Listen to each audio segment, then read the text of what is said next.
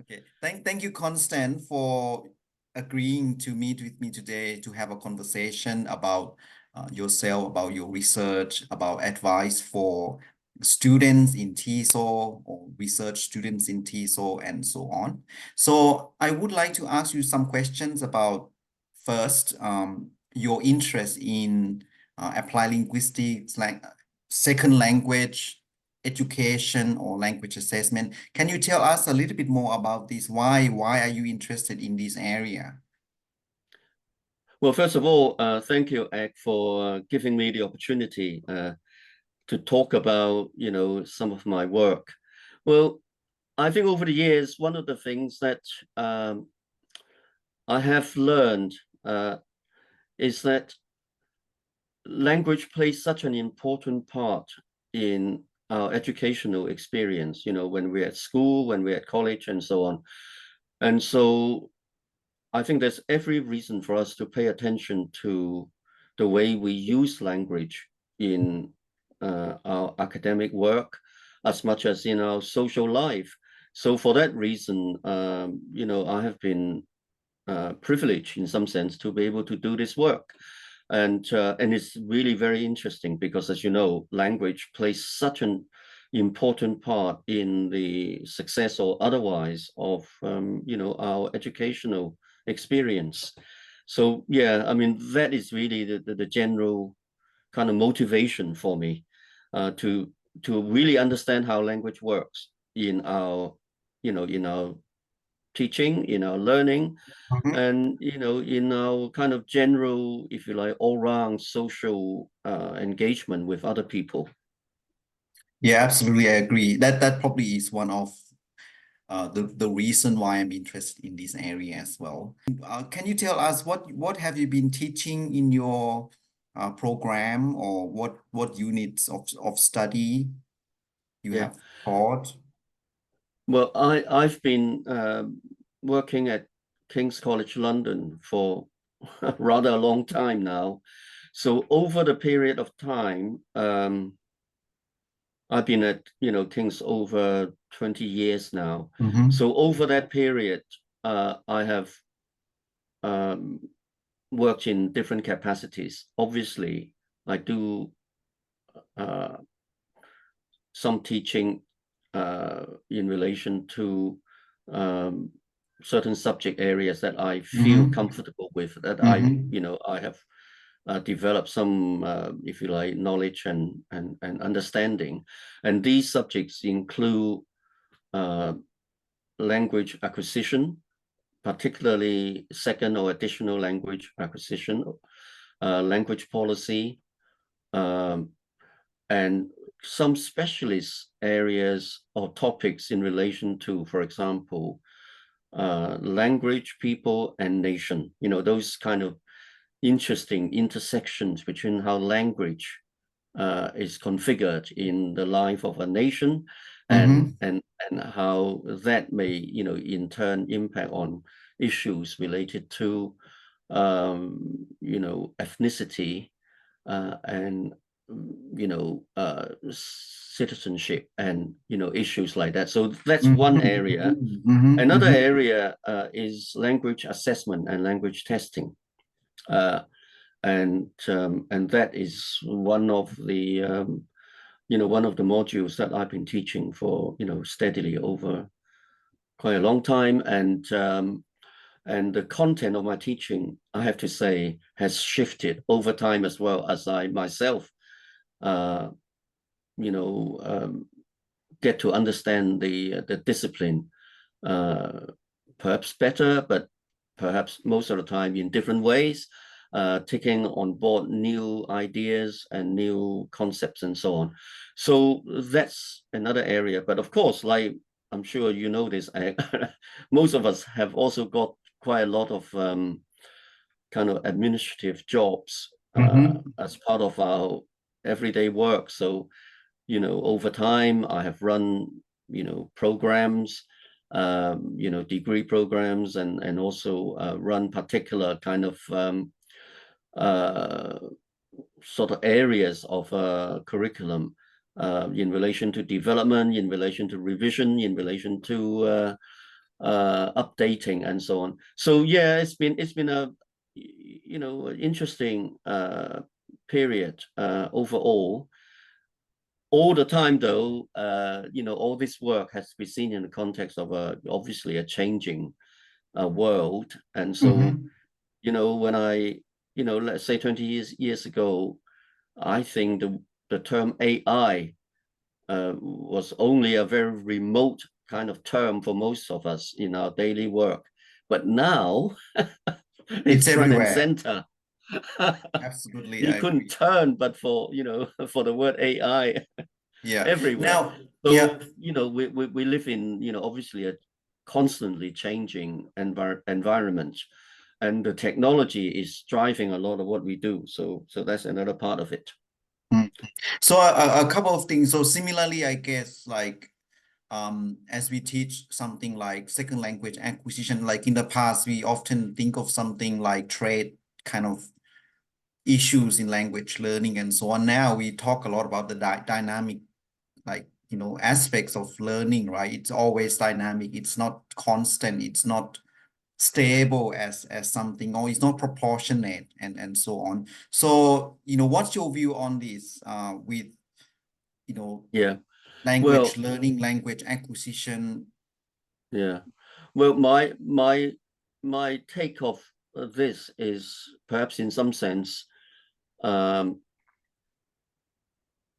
uh, in a kind of historical context.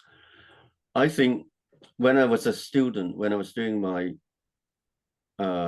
you know, MA and my PhD, Mhm, the within, if you like, the Anglophone academy, um, second language acquisition was, I'm talking about possibly going back to the 1980s and early part of the 1990s.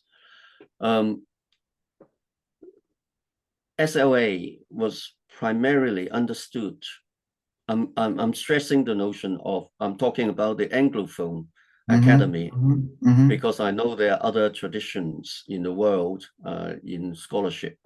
But in the Anglophone academy, it was primarily approached from a kind of psycholinguistic mhm, perspective. So in mhm, other words, the notion of learning, and language learning particularly, was understood as a kind of individual engagement. So much of the attention was concerned with the way the individual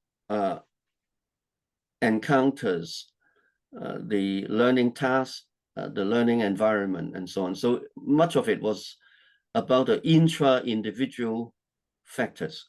That mhm, is, the individual person's readiness or propensity to learn, and the sort of psychocognitive processes of mhm, handling, for example, aspects of English grammar, syntax. I mean, and and also the learning of vocabulary was also understood as a kind of cognitive process and that sort of thing.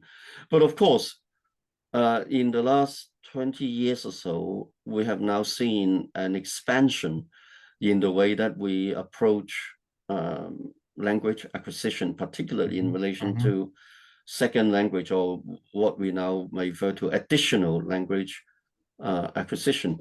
So, the social perspective has entered into the way we understand language learning and language development, and indeed language teaching.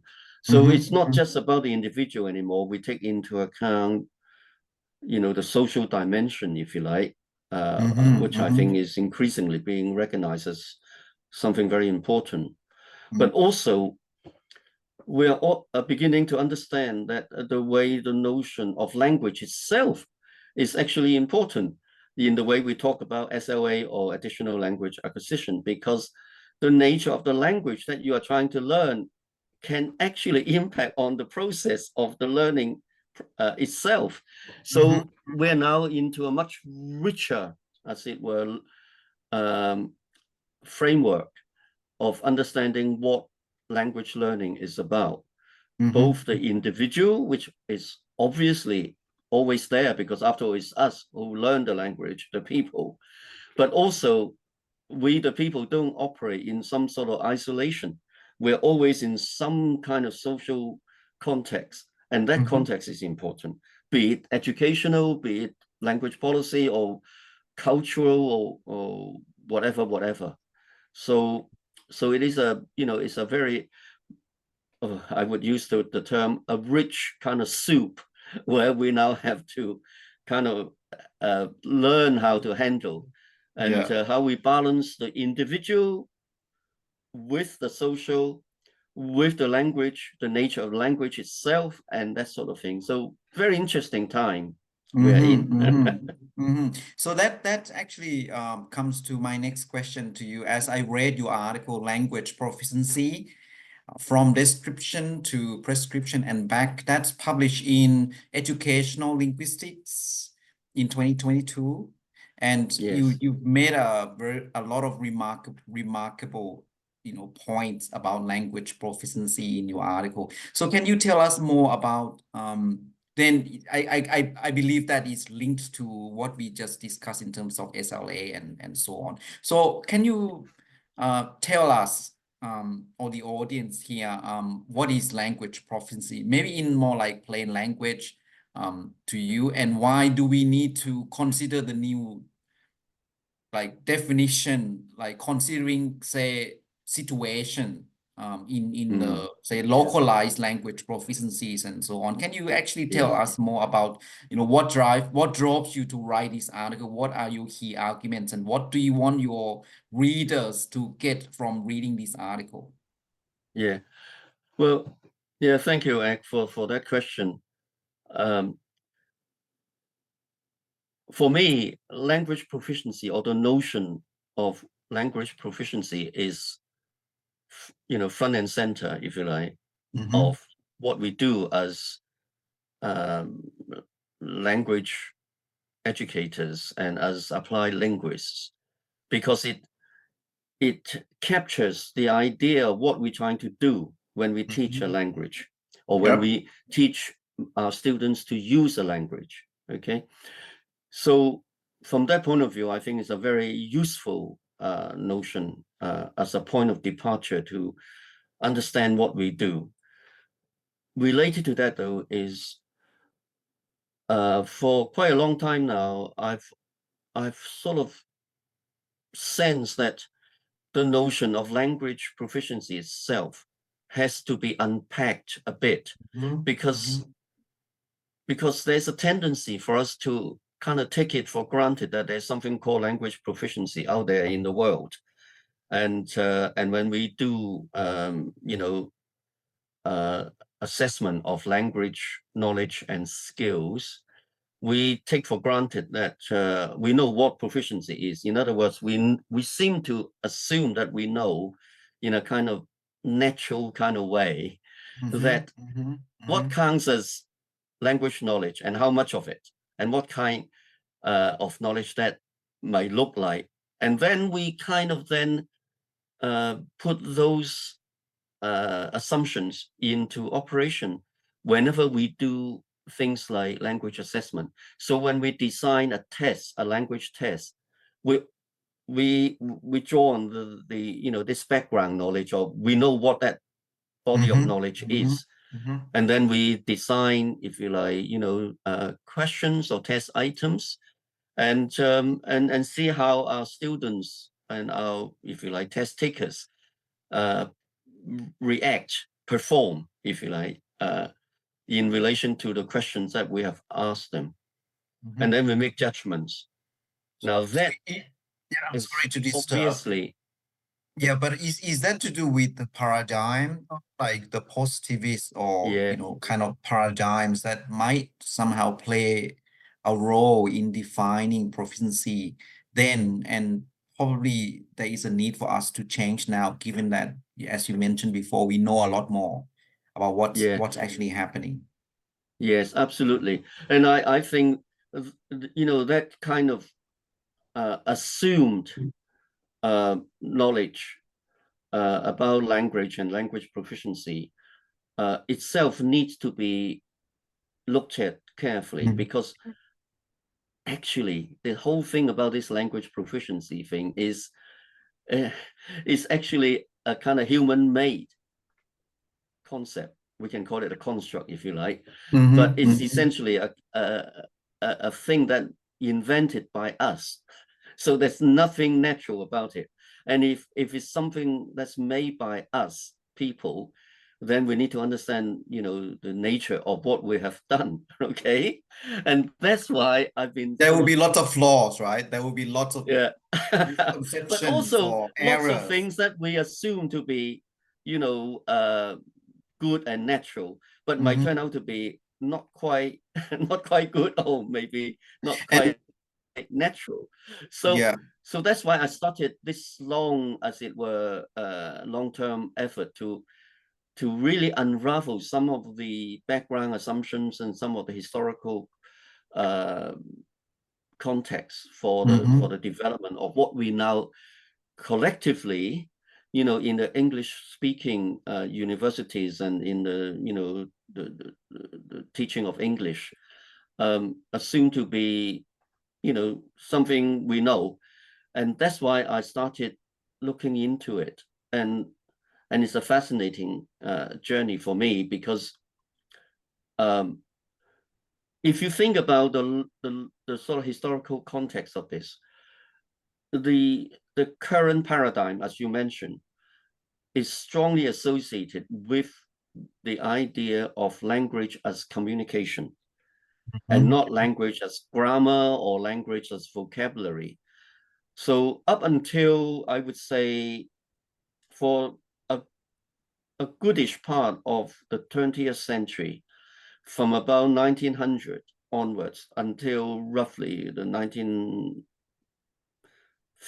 1960s, thereabouts, in the English-speaking world, the teaching of English and the assessment and testing of English had tended to be about vocabulary and grammar, and some sort of examples of how words and sentences are used in everyday life. But primarily, the starting point would be vocabulary and grammar and so on. Okay, but that switched round about the sort of late 60s, early 70s, because there was an understanding, the beginnings of an understanding that actually, yes, of course, we need to know words, we need to know something about the Grammar, grammar of the language that you're learning, pronunciation. pronunciation, and all the, you know, the fabric of the target language, if you like. But of course, all of that has to be put in use before it comes alive. And that's, I think, part of the motivation for this notion of communicative language competence, and then language proficiency built on top of that idea of language as communication. And of course, that at that point, there was, you know, quite a lot of work within linguistics and applied linguistics, and in other adjacent disciplines, such as anthropology, ethnography, and sociology, and so on, not to mention, of course, psychology and social psychology. So a lot of work came together around about that time, but the most prominent body of work that, if you like, provided the sort of foundations of what we now know as language as communication, you know, really was the scholarship coming from anthropologists, people like Gumpers, Delheims, and many, many others. And what they did was, you know, they wanted to understand how people interacted together. And part of that, of course, was the use of language, because that is a big part of our social life and the way we, you know, live with other people. So in the way that they study how people and communities got along, they learned deliberately, you know, as a primary concern for their work. They learned a lot about how people use language to communicate with one another. Mm-hmm. And that body of work was seen as a very good, if you like, starting point for the development of this new way at the time, the new Mm-hmm. way of thinking about what should be taught. And so language, instead of just being grammar and vocabulary, language now was also about the ways of using language for Right. communication. So uses And based kind of. that's right. And that's, you know, that I think was a very important moment for the last what is now 50 plus years in certainly in the teaching of English. And and so the notion of communicative language teaching is very powerful since, in fact, the late 1970s, early 80s onwards. It's been, if you like, the predominant paradigm. And even now, you know, almost every single international textbook you open, you would find something about language as communication in the content and Mm-hmm. in the learning points and in the exercises and things Mm-hmm. like that. But my interest uh, with all of this is I wanted to understand what actually constituted this notion of communication. And and so in the last 3-4 years, I've been working on this systematically. So the paper you mentioned is one part of that effort. And in Mm-hmm. this paper, I wanted to explore what actually is meant by communication and how that might be absorbed in the way that we understand communication in our language teaching. And and that itself was a very actually interesting journey for me, because in the process of doing the background research, revisiting things that I learned and I read when I was a graduate student and so on, I found out that actually, despite the apparent kind of, if you like, concern for social communication as the basis of thinking about the way we should learn language and we should teach language, we found that that fundamental principle was actually, in some sense, reinterpreted by collectively by language educators, because it's all very well for social scientists and Mm-hmm. and anthropologists and ethnographers and so on to prioritize the work in terms of learning about how people use language in the real world. Mm-hmm. In Mm-hmm. education, it is actually very difficult for us as teachers to keep saying to ourselves that, well, we must go and find out what people do with language first before we teach it, because Right. teachers are not researchers. We don't have a job. We don't have the luxury of time and opportunity to go out there to learn, what people do in a particular neighborhood before we teach our students Mm-hmm. about the way, this, particular neighborhood would use the language, Mm-hmm. Mm-hmm. within their curriculum. We have to have something that is perhaps a little bit more stable, a little bit more permanent. And also, and I say this uh, because I have been a teacher for a long time. As a teacher, we also need to have some sense of authority. Right. Otherwise, it makes it very difficult for you to say, well, why do you want to teach this to us? Why is it worth knowing? Well, we rest our professional, as it were, authority on something like we believe that this will work for you. If you learn this, this would be, you know, helpful for you in relation to this target language that you are learning. So therefore, we can't be saying to our students every day that, well, sorry, guys, I can't really tell you what this is about because I need to find out what happens out there first. That process, actually, I think in itself, obviously, is very important within educational practice.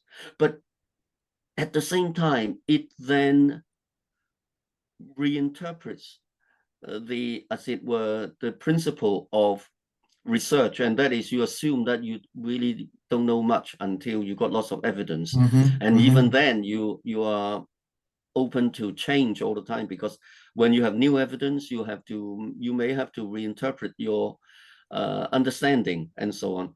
Whereas, you know, when we draw up a syllabus in our teaching, very often a lot of resources, a lot of time, a lot of staffing resources are attached to that syllabus. We can't just say after 2 weeks, oh, hang on, folks, I don't think this is much good. We'll change it. We can't do that. No. So then it becomes a question of,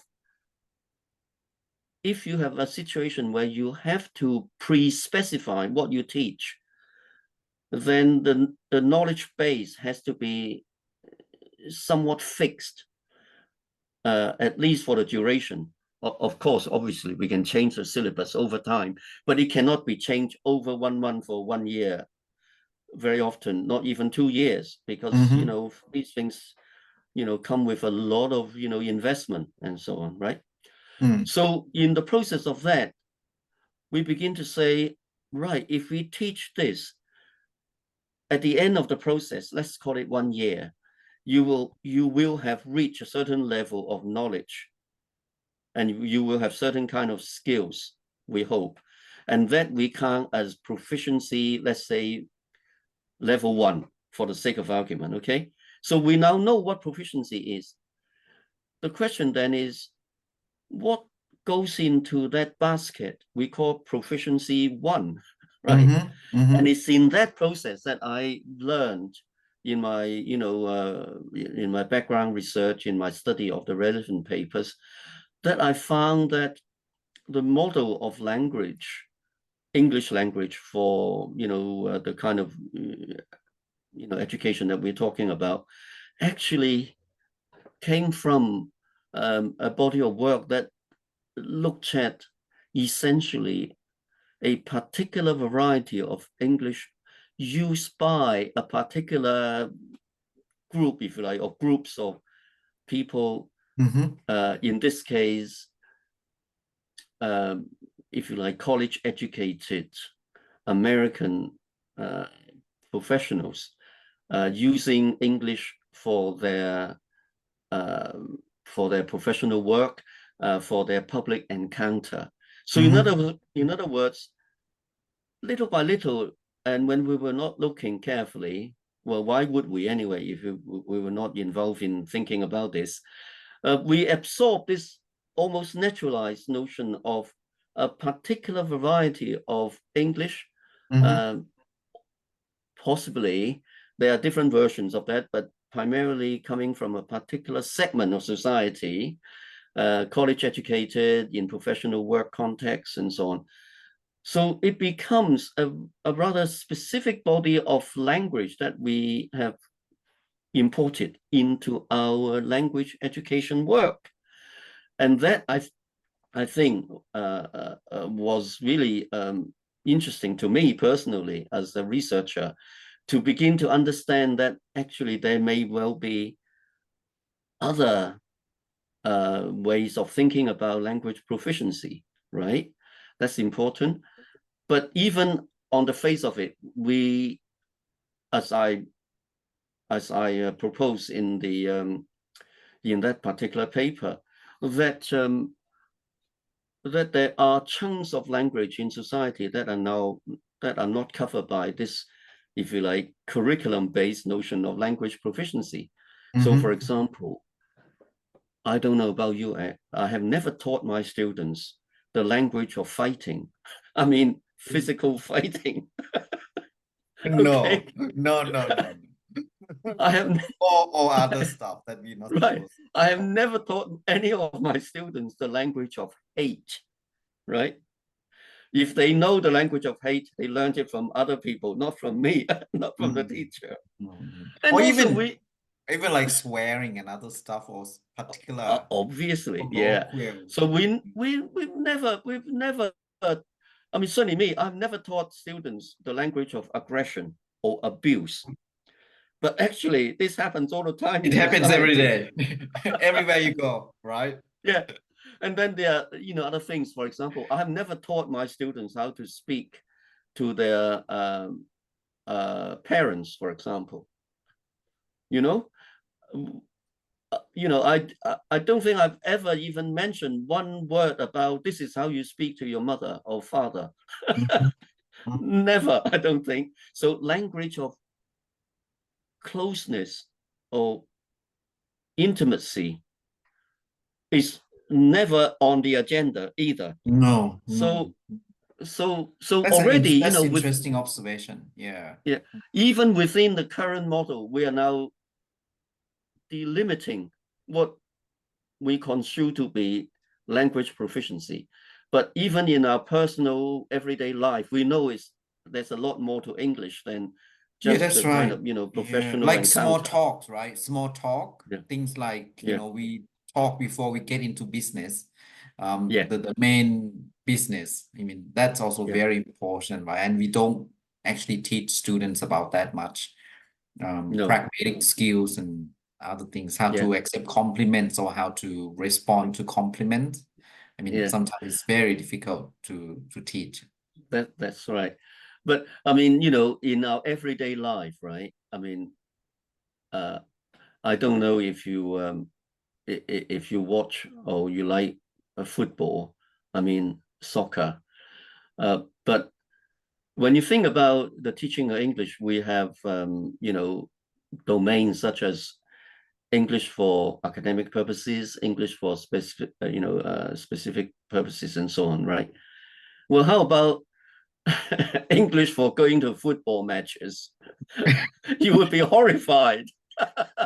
Or crickets, cricket, You would be no. horrified to to to have to learn that kind of English. No, no, And it's or certainly not rugby. something you can do in the classroom because if your if your curriculum leader happens to pick up on what you teach, call the language of football matches, you might be given the sack. Mm, mm. Yeah, So that's right. so you can so you can see how Some limiting, if you like. political reasons or agendas and so on around the Yeah, teaching and yeah. learning, right? Now, yeah. So of course that's one part of it. But the other part of it, of course, is many of our colleagues are also pushing on with their own thinking about, in the real world now, you know, what does it look like in a lot of societies when you use language to communicate with Mm. others? And so, for example, if you think about the Common European Framework, um, uh, the CEFR, Mm-hmm. they have now expanded their notion of language proficiency to include something called plurilingualism Mm-hmm. and Mm-hmm. mediation. Now, what does that mean? Well, what they are saying is in lots of societies now, particularly in the sort of big urban areas, linguistic diversity is the norm. Mm-hmm. Mm-hmm. There. I mean, I think I'm right actually. I mean, I don't think there's any big Australian city that is completely monolingual English. No, definitely not. it's Definitely not. it's hard to imagine, right? And even in smaller areas, you get quite a bit of diversity because the workers from all kinds of places in the world even, in sort of almost like agricultural areas, you get diversity of all kinds, right? So they are saying in that sort of situation, if you're a speaker of English as your first Mm-hmm. language, you are likely Mm-hmm. to encounter loads of people who are using English as a sort of, in the old days, we would say foreign language, but now increasingly English as an additional language.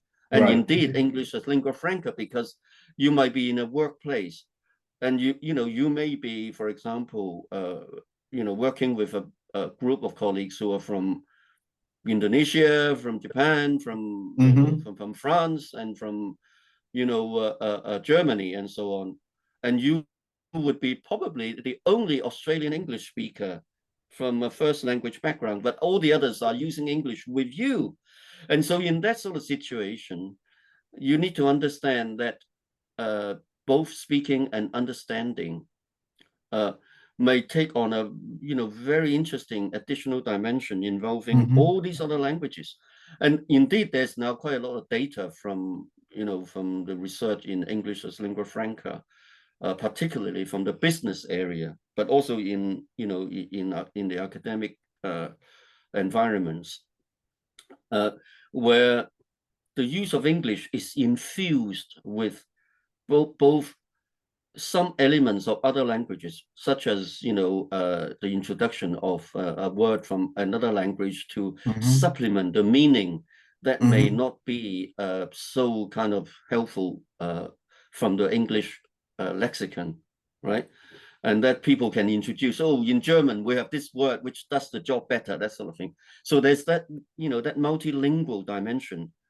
Um, but at the same time, there would also be other really interesting things that we may not immediately notice, but actually there Mm-hmm. impacting on the way we use language, the pragmatics, you know, people from different language backgrounds may actually bring in their kind of assumptions about what is polite and what's not, and what's Right. Mm-hmm. right thing to say, what's not the right thing to say, what's rude, what is not rude.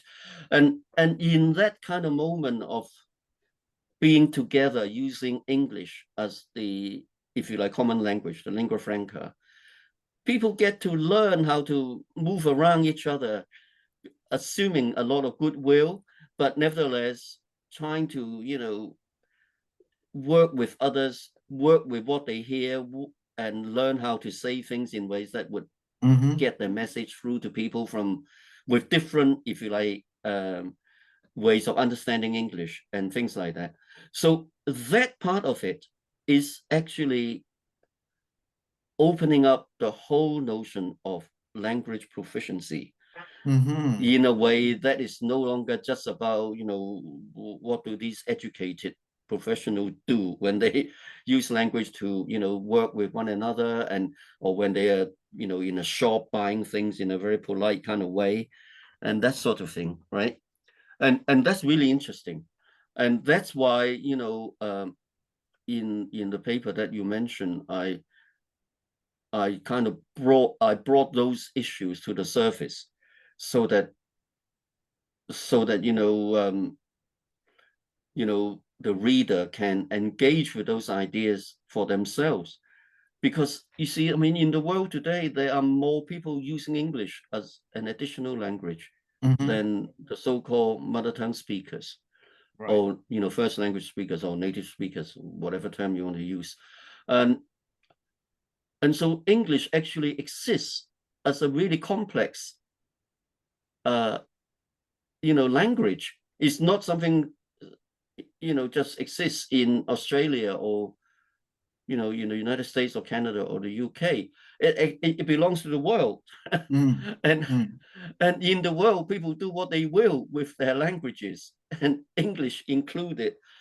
That, I think, Absolutely. is really important thing for me to grapple with, how language works in the Mm. world now. And we need to kind of go back to the, I think, to the beginning a bit. That's why in the title, from this description to Description prescription, to and back we're now and back. back to the Now, idea of back to that, I have a question. Because right. I know in language assessment, for example, I mean, based on also what you talk so far, we talk about, linguistic sort of assessment as a driven factor in the assessment, and then we moved on into communicative and so on. But Yes. I notice now, though, a lot of the assessment, like commercial assessments, they tend to now go back to that linguistics again, like, repeat the sentence or um and read out loud and something and as to represent speaking kind of ability. And it seems that tend to match to what you're trying to say, like back to where we left. Yeah.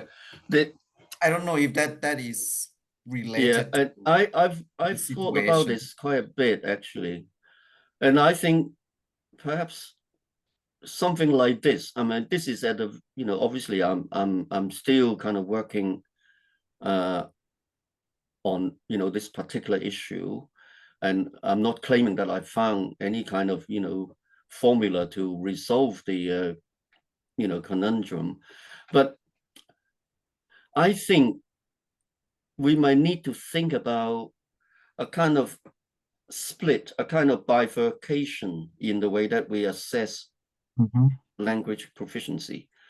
There may well be one part of our repertoire that can be sampled with the more stable part of the English language. For example, vocabulary knowledge and knowledge of grammar. Okay, I understand that there are, varieties of, vocabularies and, uh, Variations, grammatical yeah. kind of conventions and so on. But in the main, they tend to be a bit more stable because they're not impacted by the dynamics of interaction that much. So if for example, a simple declarative sentence will remain, as it were, I'm a person. That kind of grammar tends to stay quite reasonably steadily over time. Okay, so you are a person, I'm a person, she's a person, and so on. So you can see that the grammatical conventions to be quite stable. And I think that part of the language can be Assess. established through what we now know to be, a test or some other assessment instrument. Okay, so it could be assessed through some sort of speaking engagement or something like this. But the actual interactional part of it is now the part that we need to think about a bit more. We cannot rely on simply the knowledge of a limited set of expressions, which we have for a very long time. We have believed and held to be, a basic repertoire that would work everywhere. It may turn out to be not quite so simple anymore. So if you look at the CFR notion of mediation, for example, it talks about, this is a 2020 companion volume, CFR, okay? In relation to mediation, meaning when you're talking to other people, when there may well be communication difficulties, because let's say there are three or four people in a conversation involving maybe, let's say 2 or 3 languages, but all using English or whatever language. Okay, this language could be German, French, or Thai, or Japanese. But they are, the group itself is multilingual. The individuals within the group all choosing to use one common language, English, for the sake of argument.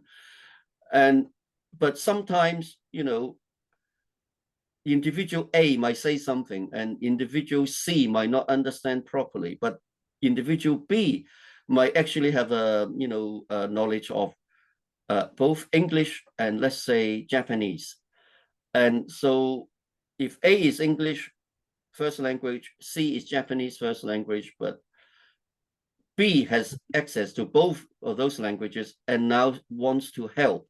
And in this in this new understanding, Mm-hmm. mediation is a, if you like, a propensity that needs to be used in social interaction. So Mm-hmm. B then steps in to help for example, rephrasing something that's said by A in Japanese to C, right? Now that's mediation. Now that cannot be pre-specified because the need to mediate comes up in interaction. I cannot predict, Situated language absolutely, it's contingent. interactions. Yeah. Mm-hmm. Yeah, it's contingent. So that part of it has to be understood in that dynamic way. And so the assessment of it would have to be, quite frankly, uh, localized. The problem with that approach is, the way we have broadly um, understood in our kind of testing practices, if you like, is that we set out a construct which we hold to be stable. And of course, it has to be valid. But Mm-hmm. we tend to believe the construct is stable. And from the construct, we develop, if you like, test questions, okay? And those questions are meant to represent the construct. And so the answers you get to those questions would then be the evidence of how much a person, a student, if you like, knows about that body of knowledge, which is what we hold to be the proficiency. Now, that's fine with grammar and that's fine with vocabulary. I mean, there are technical arguments, as you know, in the round for, the issues involved in terms of accuracy and in terms of validity and so on. But putting those aside, essentially, we can actually rely on the established instruments to a greater extent for Mm-hmm. the steady part of language. But for the dynamic part, we cannot predict what would be needed and what is right. Okay, so therefore that has to be locally determined. And at the moment, of course, there are different ways of thinking about what counts as acceptable local, if you like, language practice. But we haven't got anywhere near, if you like, the point where we can actually say there are these kind of descriptors which we can fit into different levels of proficiency No. for that dynamic part. So right now, for me personally, the job is to find ways of working out the best approach to making judgments, which is at the basis of course, any kind of assessment, that making judgments as to whether a particular interaction has been successful. Mm-hmm. Mm-hmm. And that success can be in the terminology of the CFR, plurilingual, meaning individuals using different languages in their communication. But it could be about, how much multilingual language use is appropriate, is Mm-hmm. helpful for communication, which brings about happy communicative outcomes. That is the job now. And that's the issues that I'm kind of, the kind of problems that, if you like, I'm It's grappling with. very challenging, right? Challenging Yeah, situation, especially when it comes to practicality of yes, yes, just not just the teaching, but the assessment per se, in terms of dealing with the unknown situations or dynamic, yeah, predictability of that, yeah, like yeah, turns and so on, yes, can be very absolutely. challenging. Yeah, Mm. but of course we're not alone because we have colleagues who are working, uh, on the same set of issues, if like, from different perspectives. So if I might mention, for example, Carson Rover's work on interactional competence is one Competence. area. His work with a colleague, I think David Dye, I think Mm-hmm. is making an effort in that direction. And there are people in intercultural competence working at that. And then another area is to think about people working in community interpreting, because they are at the front line of this stuff. And there's a body of scholarship now talking about how do you gauge, in their terms, effective interpreting. Mm-hmm. And in community interpretation, increasingly, is multilingual. Multilingual, so many Yeah. languages. So there's that body we need to think about and learn from. And then, of course, there's the lingua franca people, that we now know quite a lot about. And then there are the folks who are, proponents of translanguaging, and we can learn something from them as well. And then, for a long time, we know, for example, conversation analysis can Mm-hmm. actually help us understand how people accomplish interaction. And that's another area. And if we bring, if you like, multilingualism into CA, conversation analysis, then we might also be able to, learn from them. And so yeah, I mean, we're not alone. I'm But I glad have to to hear say, that. I have to say, there's a lot to learn. and and to make all of that sensible for language assessment and Mm. language testing, Yeah. I think we got our work cut out for a few years yet. Yeah. Sorry to say, you can't rest on your We have laurels. plenty. We have plenty to do. Okay. Look, one thing though that came into my mind as you talk about this. This might will be our last question for Okay. this interview. Like when it comes to language performance, like performance assessment, like speaking, writing. Now people tend to then a lot of the because of the AI technology and so on, they use Yeah, yeah, a lot of automated scoring systems, to yeah. assess speaking, to assess writing. What are your takes on this when in Well, light of language proficiency, interactional competence, and so yeah, on? yeah. What are your view or your positions on this? What are challenges? What are key issues or limitations or advantages even on this? Yeah. I'm all for, in the longer run, I'm all for automation in terms of processing test data, if you like, because Mhm. the efficiency argument is very powerful. There's no question about that. We need to do it. But what we need to do is to take care of the way we, um, if you like, set out the instructions, the algorithms for the machines. And the area that is at the moment, I think, very tricky because we don't know enough is the interactional side of it. Mm-hmm. So the Yep. pragmatic side, making pragmatic judgments and the instructions that you write into the program for machine, if you like, machine marking is absolutely key. We need to be uh, as sure as we can be that what we instruct the programs, what we write into the programs are actually not too, as it were, uh, biased in terms of one Mm-hmm. particular set of language practices or one particular kind of English located in, let's just say, a particular bit of Australia, Mm-hmm. a Mm-hmm. segment of society in Australia, something like this. So that's key. This goes back to the, our earlier discussion about, what counts as this proficiency, right? So the pragmatic side of it is really key. Now, AI in the long run may be actually very helpful because the I say this with a degree of caution because I don't know at this moment any of us can actually be sure where the data used for this kind of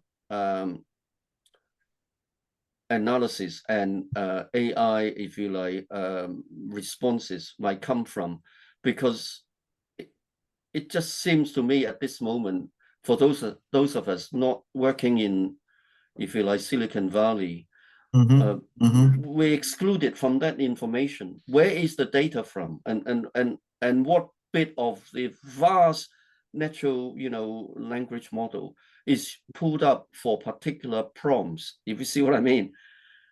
There's just no way of knowing it because it looks like we're so far away from that kind of knowledge, and this is not helped by the kind of AI proponents and the leaders of the industry keep telling us that they actually don't know how it works. You get this public pronouncement that Machine they learning, feel that, right? They always say like yeah, they machine. always say they are learning. So so we, as if we like users of AI, must be very cautious at this stage. But I think in the long run, when the technology has got to the point where they are able, if you like, to tell us, the public, the users, where that you can control the kind of data that would be called into operation if you use this kind of prompt, or saying this is the kind of design I want from you, and if we can say that, then we would have greater confidence. But at the moment, it seems to be pulling data from wherever, whenever, and it's very hard to know, what the validity of that is, and in a sense, all the basic assumptions in the design of a valid language test at the moment is not operable in relation to AI. Because things like, what's the construct? Well, you get an answer from AI, but you don't know where the data is from or on what basis the answer has been built. And so suddenly, you got answers, but you don't know where it's from and what's the basis of it and all of that.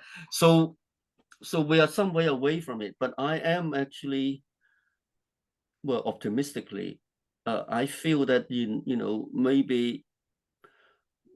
maybe within 5 years we might begin to get that sort of knowledge as for users to be able to control the data input into AI activities. When we have that, then I think we would be in a much better place. Plus the ability for AI to adapt. And I think this is something that is likely a great potential for us too. We can actually possibly in the prompt and in relation to the specification of what we want the AI to perform, like, writing a script for interaction as opposed to just giving us an answer for whatever it is, or writing a piece of music, or generate a set of video images or whatever it is. If we can control that part, and we can say what data we want as an input into the generation of the answer, then I think we would be in a very good place. And I'm optimistic about that, I think. But who knows? I mean, time will tell, but I live in hope. Thank you, Constant, for your very insightful comments around proficiency, language use, language learning, interactional competence, and of course, what we just discussed in terms of automated scoring, AI use. Yeah. Very Yeah, insightful. So thank you, Constant, for your conversation. I really enjoy our conversation. I have a lot of things to think about now after today. Thank you, Constant. Thank you.